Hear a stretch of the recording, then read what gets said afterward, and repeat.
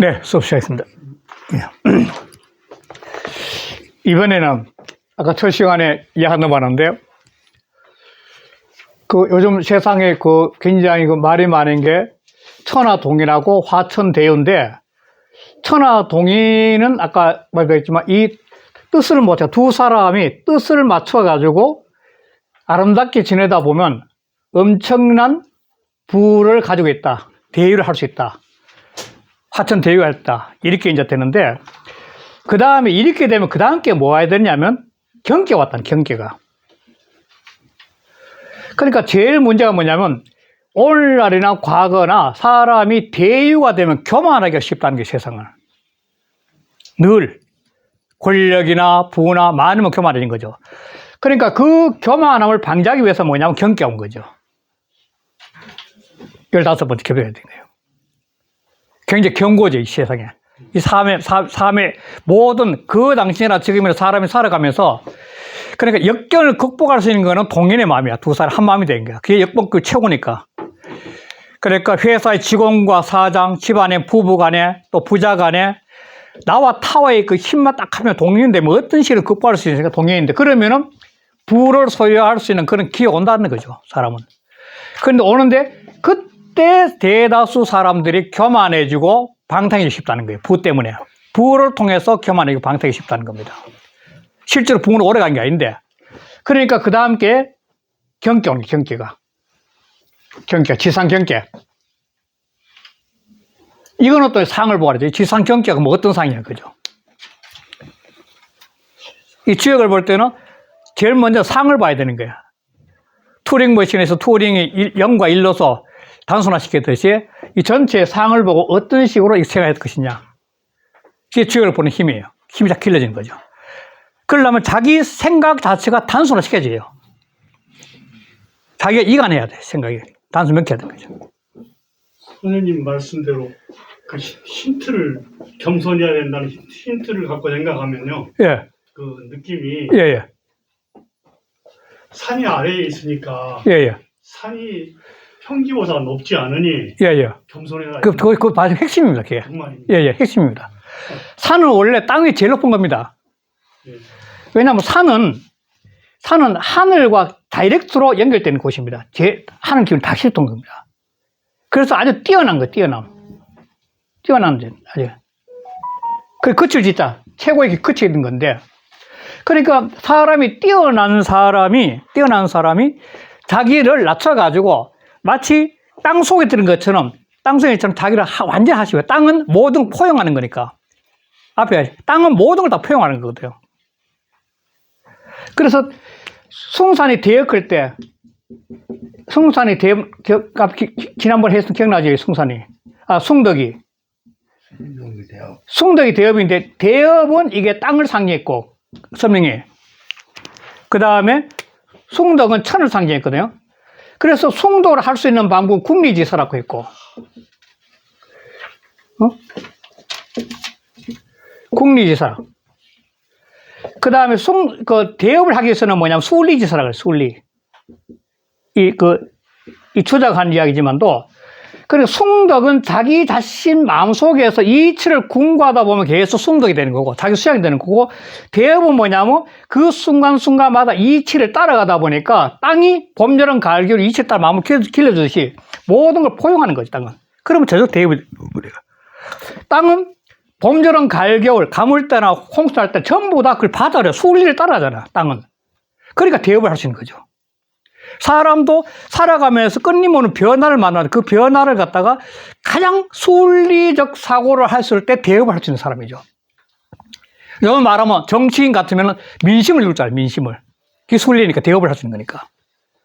그게 순리죠, 그럼.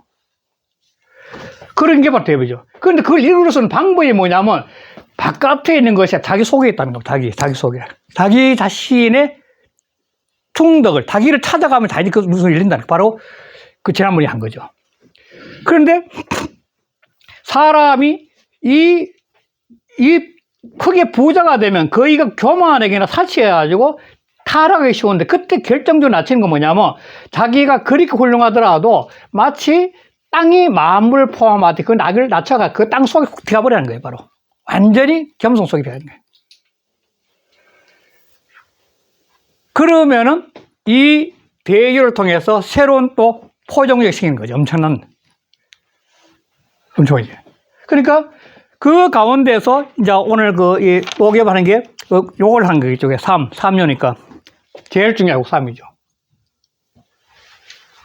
그러니까 이거는 전부 다 정적인 상태죠. 음은 정적이고 양은 동적인 상태네요. 제가 앞에 기억나죠? 양은 동적이고 음은 정적이고 수렴해야 되는 거. 음은 수렴해야 되고 양적은 확산돼 가니까.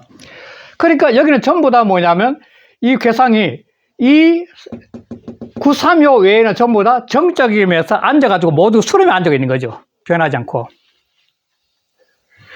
그런데 그 정체된 현상을 갖다가 이 양이 위치로 하면 세 번째 아니에요. 하요에 가장 높지만 이 상요인데, 하요인데, 하요에 가장 높으니까 이 정도 같으면은 요즘 말하면 그냥 한 그 중간 간부 회사로 말하면 이제 한 뭐 과장이나 뭐 되고 중간 간부쯤 되겠죠. 중간 간부. 중간 간부쯤 되는 사람이 요즘 말하면 이 사회에도 중간 간부쯤 되는 사람인데 이 사건이 못 올라가죠. 완전히 경영진은 못 들어갔어. 근데 최고에 있는 이 사람이 가장 뛰어난 능력을 갖고 있는 거죠. 양적인 활동적이고. 전부 다 안주해가지고 그것을 복문 받아 묻고 있는 거죠. 로마가 망하듯이 전부 다 나태해지는 거죠. 로마 말도 그랬으니까. 그런 식으로 전부 다 나태해져 있는 상황에서 이 930호 만에 이래서 안 된다. 이게 문제 생긴다. 이건 안 된다. 그러면서 세상을 바꾸려고 하는 게 지금 현재. 나서가지고. 완전 바꾸려는 거죠.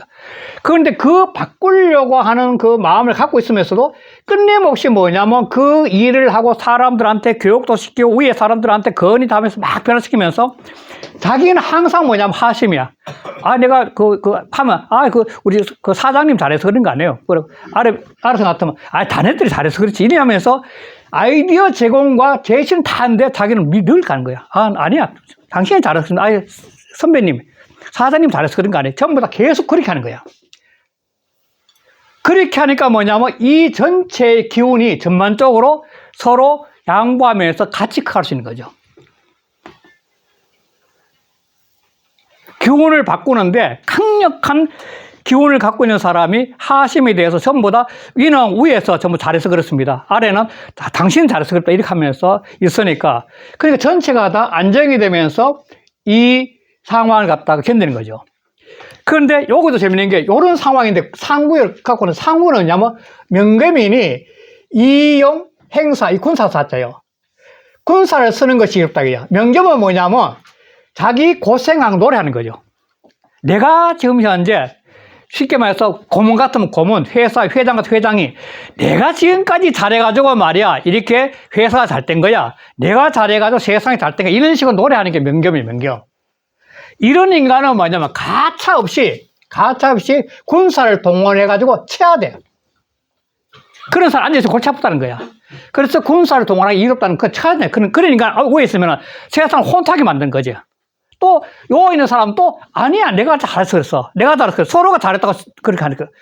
서로가 잘했다고 대혼란에 빠지니까 이때는 과감하게 군사동을 쳐야 돼. 그래서 없고 그런 것이 있는 곳마다 가서 정리해야 돼. 그러면 안 된다고. 그러면은 이게 계속 명gem하는 사람들이 많으면 내가 잘해서 그렇다. 내가 노력해서 그렇다. 내가 공이 있어. 이런 사회가 많아지면 그 사회는 대혼란에 빠져요. 그래서 그런 군사동에 쳐야 되거든. 그 말하는 거예요. 실제로는 여기서 중간에서 잘 꺼내왔거든요. 그러니까 어느 위치든지 사람이 살아가면서 중간 위치에서 정말 타고난 사람이 있어요. 타고나서 그런 사람들은 위에서도 질시하기 쉽고 아래에서도 시기하기 쉬운 그런 자리인데 그런 자리에 있을 때는 무조건 겸손해야 된다는 거예요. 그러나 행동은 계속 해야 돼. 계속 도움이 되는. 왜냐하면 세상을 위해 하는 거니까. 이 공자의 이 효사 해석이 뭐냐면 공자는 천하주의한 게 뭐냐면 천하를 구하기 위해서 주의한 거 아니에요. 천하의 혼란한 세, 춘추시대라는 혼란한 사회를 어떻게 하면 편하게 만들까 하기 위해서 천하주의했기 때문에 공자의 생각 속에는 천하가 늘 눈앞에 있었던 거죠. 그러니까 천하를 눈앞에 두고 이 주역의 효사를 전부 해석한 거죠. 공자의 관점이죠. 그래서 이게 지금 현재 되고. 그래서 이게 이제 우리 오늘 한 게 요건데, 간단한 요건데, 사면 딱 요거밖에 없어요, 이거. 노겸이 군자 유정의 기란이라 하게. 요거예요. 근데 그 상활이 재밌는 게 뭐냐면, 상활이. 이 상활도 이 12개 들어가잖아요, 12개. 역전이 들어가거든요, 역전에. 상활. 그 상활이 뭐냐면, 노겸 군자. 자기가 그 공로를 갖다가 수고롭지만도 겸손한 군자는 만민이 복종하게 된다. 자기가 잘났다 안 그래도 결국은 만민이 다 복종하게 돼. 아, 그 사람 정말 훌륭해요. 소문까지 복종한다는 거예요. 요걸 딱 해놓으니까 사람 모르니까 후대 와서 뭐 공자가 시비를 만들었다 했지만 요걸 알니까 후대 사람들이 이거는 저절로 만민이 복종한다는 거예요. 저절로. 그런 상황이 온다니까 낭중지추처럼 저절로 된다는 거야. 그래서 이 상사를 다뤘어요, 이렇게. 상활이가. 그러니까, 오늘날은 다 하죠. 오늘날은 매스컴이 발달해가지고, 심지어는 뭐 길거리에서 사람을 도와줘도 매급들 정도니까 잘 됐으니까 다 하죠, 그는. 오늘날은 자기 잘났다 그럴 필요 전혀 없습니다, 이거는. 주변에 다 알려주는데, 뭐. 옛날도 이랬으니까. 자, 이런 생각을 갖고, 지금 현재, 한번 보겠습니다. 544개, 8절을 보겠습니다, 8절을. 노겸이니 군자 띄우고 유정이니 길이하니 요게 전부 다라는 거죠. 효사는. 이 노자는 수고로울 노자 공로 노자예요. 이건 해석이 다 돼. 공로라 해도 되고 수고로 해도 돼요. 늘 공로가 있어. 늘 수고로 다 되죠. 늘 수고로운데도 겸손하니 말이죠. 노를 하면서 늘 수고로우면서 바삐 다녀야 되니까, 활동을 해야 되니까 바삐 다니면 늘 수고로우면서도 겸손하니 군자 유재라. 이런 사람은 끝이 있어. 죽고 난 다음에 인정받는다는 게 결국은. 그래서 이런 사는 사람은 길하다. 길한 삶을 사는 거다. 이걸 끝까지 밀어붙이는 것은 엄청난 내공이 있어야 됩니다. 사람은 늘 자기가 양보하고 남한테 내세우고 남을 내세워가지고 자기는 양보하는 사람은 자기 내적 에너지, 힘이 없으면 절대 못 거랍니다. 이 퀴즈로까지 혹시 아는 분 있죠? 유명한 우리나라 어떤 돌아가실 때 이걸 점을 쳐서 이게 나왔다고. 퇴계 선생. 퇴계 선생이 돌아갈 무렵에 제자들이 이 10초점을 쳤더니 이게 귀가 나요. 군자 유정이니 노겸이니 군자 유정이니 기라 요게 나오고 아 우리 선생님 이제 가시게 됐구나. 더 이상 뭐 못 하시겠다 가지고 장소 준비 다 했다는 거죠. 퇴계 선생님 마지막 이 귀를 뽑았어요. 그런데 퇴계 선생 또 마지막 말씀이 무슨 말인지 알죠? 퇴계 선생 마지막 말. 매워? 예, 저 매화분이 물을 좋아하라. 그 매화분이 누가 좀 아시겠네요? 기생, 두양이란, 두양하고 나이가 30살 정도 차이 날까요? 10대 후반하고 40대 후반이니까 한 3 되는데, 짧은 시간 만나는데, 두양이 원래가 매화 분을 만드는 뛰어난 재주가 있었대요. 분재 만드는 기술이 있잖아요, 정도. 매화분을 만드는 기술이 있는데, 그걸 갖다가 퇴계 선생이 이제 떠났을 때, 단양가 떠났을 때, 그걸 선물로 이제 준 건데, 평생을 옆에 놓고 본 거죠. 그리고 거기에 대한 시도 없어요. 그 시에 나오는 대상도 아마 두양일 거라 사람도 후대 그러죠. 그래서 쓰는데 이 나남을 늘 자기 머리맡에 두다가 돌아가실 때 제 아들한테 저 묘화분에 물을 주어라. 죽이지 말라는 게 내가 그렇게 갔었다는 그 유명한 이야기인데. 하여간 퇴계선 가실 때 제가 떠가지고 이 귀절이 나와가지고 제자들이 아 우리 선생이 가시나 보다 했다는 겁니다. 자, 이걸 딱 보고, 이제 공자가 당신 입장에서 또 해석한 거죠. 생각을 보탠 거죠. 자와 로이 띄우고 불벌하며 굉장히 수고로우면서도 또는 공로가 있으면서도 늘 수고로우면서도 벌자는 자랑할 벌자입니다. 이 7벌자도 있고 자랑할 벌자도 있어요. 여기에서는 자랑할 벌자로 7벌 자랑할 벌자예요. 정벌할 때 이걸 쓰거든요, 벌자를. 자랑을 벌자. 그러니까 아주 수고로운데도 그런데도 자랑하지 않고 남한테 양보한다는 거예요. 늘. 유공이 띄우고 부덕이라. 틀림없이 공이 있어. 공로가 있어야 돼. 이때는 완전 공로가 되겠죠. 앞에 놓자는 수고로 놓자 갖고 이게 공로 공작이죠. 공로가 있어. 어떤 결과에 공로가 있어. 있는데도 부도 자기 덕을 안 적어. 아, 이거는 우리 사장님 때문에 그런 거야. 아, 이건 아니야. 저 일꾼들이 잘해서 그런 거야. 내보다도. 일꾼들이 열심히 해줘가지고 좋은 결과가 나온 거야. 아, 오늘 사장님 잘해서 된 거야. 그리고 자기 덕으로 여기지 않고 남한테 양보하는 거야. 이게 부덕이에요. 덕이 없다는 말이 아니고. 예, 덕이 없다는 거예요. 부덕하다. 자기는 부덕하다니까 자기 덕으로 여기지 않는다. 그 말인 거예요. 그러니까 이거는 다시 한번 자기가 이룬 공을 남한테 양보하는 거죠. 우리 사장님한테, 우리 아래 직원들한테 양보하는 거죠. 이래 되니까 후지지혜라. 그 두톰이 지극하. 그 덕이 뭐냐면 덕이죠, 덕. 덕이 두톰이죠. 숭덕할 때. 그리고 광업이고, 숭덕이 광업이 두꺼운 거죠. 그 사람이 갖고 있는 숭덕 광업이 덕도 듣고 업도 일도 결국 커진 거죠. 넓은 거죠. 후덕한 거죠. 후덕한 거죠. 그 지극해. 지극해. 이것은 왜 그러냐면은 어이. 이 왜 그러냐면 어이. 말로 서 이 말이죠. 어이. 어이 띄우고 기공 띄우고 하인자야라. 말로서 그 공을, 그 자기의 공로를 하인 남에게 낮추는 거죠. 남한테 두는 거죠. 아니야. 우리 사장님이 잘해서 그런 거야. 이렇게. 또는 아니 우리 직원들이 잘해서 종자가 나왔어. 이런 식으로. 자꾸 남한테 자기 낮추는 거야. 아무리 낮춰봐도 아는 사람 다 아는 거잖아요. 그래서 아까 이 상활에 뭐냐 만인복이란 말을 쓰는 거예요. 만인복이라고.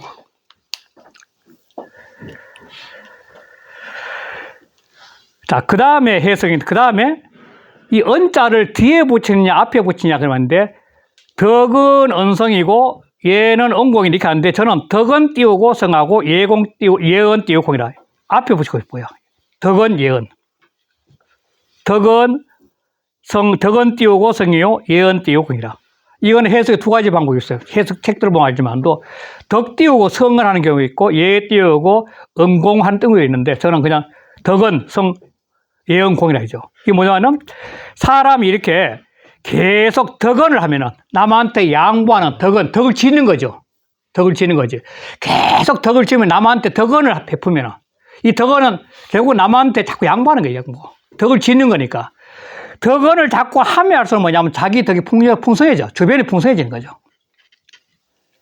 내가 잘났다 그래가지고 맨날 싸우는 거지. 네가 잘났니? 내가 싸우지. 스님없이 양보하면, 남의 양보하면 덕언을 하는 사람은 그 주변이 풍성해져, 이제. 양보하니까.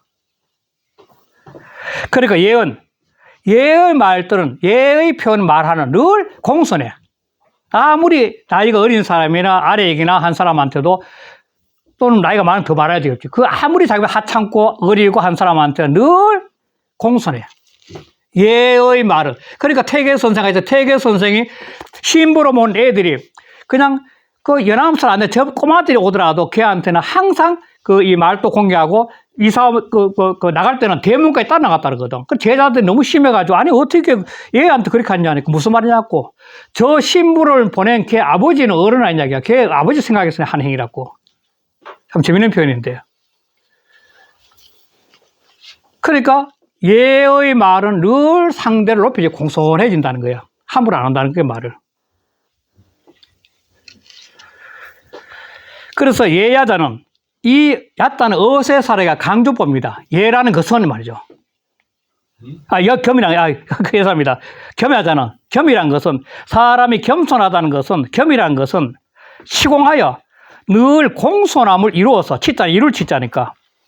공손함을 이루어서, 늘 공손함을 이룬다는 건 자기를 낮추는 겁니다. 답이 잘맞다면 그 교만해서 그런 말이 안 나오죠. 공손한 건 자기를 낮추는 겁니다. 하심이에요, 하심. 늘 하심이에요. 하심이 굉장히 마음을 편하게 해주는 겁니다, 실은. 굉장히 편하게 해주는 겁니다. 상선작수란 말이 노자는 그랬은 거 아니에요. 하심은 자기를 편하게 해주는 겁니다, 항상. 그래, 공손함을 이루어서, 그래서 이 띄우고 종기 띄우고 예라. 이것도 그 치공 그것으로서 이 말이죠. 치공하는 그것으로서 공손한 이름으로서 서 있죠. 앞에 걸 봤죠. 이때 서 있잖아. 그래서 그 자리를 보존하고 있어. 이 6.3이라는 자기 자리, 늘 뛰어나게 남의 인정만 이 자리를 유지할 수 있다. 이렇게 된 거죠. 그런데 실제로 이걸 통해서 우리는 역경을 통해서 역경 하나하나의 효사나 괴사를 통해서 그 하나의 효사 또 하나의 괴사를 통해서 이야기하지만도 우리는 그걸 통해서 바로 삶의 철학으로 전환시켜서 벌써 인문학적 사고가 필요한 거죠. 그러니까 주역 속에서 나오는 다양한 이야기들을 그 하나하나 효 또는 그의 이야기를 바라보면서 그걸 인문학적 삶의 철학으로 바꿀 수 있는 시간이 필요한데 이때는 뭐냐면 사람은 누구든지 공손하게 살아가게 되면 항상 그 사람이 자기라는 인간, 그 인간의 자기 위치는 잃지 않고 살 수 있다는 겁니다. 그 대비하는 거죠. 그 주역의 효 하나를 통해서 그 효만 아니라 그걸 통해서 보편적인 삶의 철학으로 바꿔 생각한다면 사람이 늘 공손한 마음으로 아래우를 잘 이렇게 받들고 섬기면은 그 자기라는 한 존재의 위치, 자기라는 한 인간 자체의 위치를 늘 잃지 않고 남한테 인정받으며 살 수 있다는 것이 바로 이 노겸의 이 문장 해석입니다. 그래서 그 아래 본의를 볼게요. 그 다음 페이지. 주자의 본의. 주자의 본의. 석 띄우고 겸 띄우고 구삼 띄우고 효이라. 겸께 구삼의 효의 뜻을 해석한 것이라. 덕은 띄우고 성, 예은 띄우고 공은 은 띄우고 덕욕 띄우고 기속이요 예용 띄우고 효이라. 그러니까 덕어는 주변을 풍성하게 하고 예언은 늘 주변한테 공손하게 한다는 것은 그 덕을, 덕이 그 풍성함을 이루고자 하며 주자 입장에 있어. 또 얘가 그 공손함을 이루고자 고 말한 것이라. 그래서 그랬다는 거죠. 덕언을 쓰고 예언을 쓰는 것은. 그런데 덕언과 예언을 쓸 수 있는 것은 자기 근본적인 수양이 돼야 됩니다. 그래야만이 하시면 되지. 안 그러면 내보다 뭐 후배인데 내가 왜 그래? 내보다 직급이 낮은데 왜 그래? 하면서 자기 잘난 걸 하고 함부로 하죠. 그건 함부로 하지 않는다는 겁니다. 그러면서 자기라는 한 인간 존재의 가치는 늘 유지될 수 있는 거죠. 자기 위치가 보존된다는 것은. 이 근본적으로 이어서 말하면은 그 6.3효의 효사로서 말하는 종기위라는 것은 일반적인 삶에서는 끊임없이 덕과 예를 써서 겸손하게 되면 어떤 곳에 있더라도 자기 자리를 늘, 자기라는 인간 존재 자체의 자리를 늘 유지하며 살 수 있다는 그 말로 폭넓게 한번 전환시켜 바라볼 필요가 있다는 겁니다. 이렇게 해서 끝내겠습니다. 네.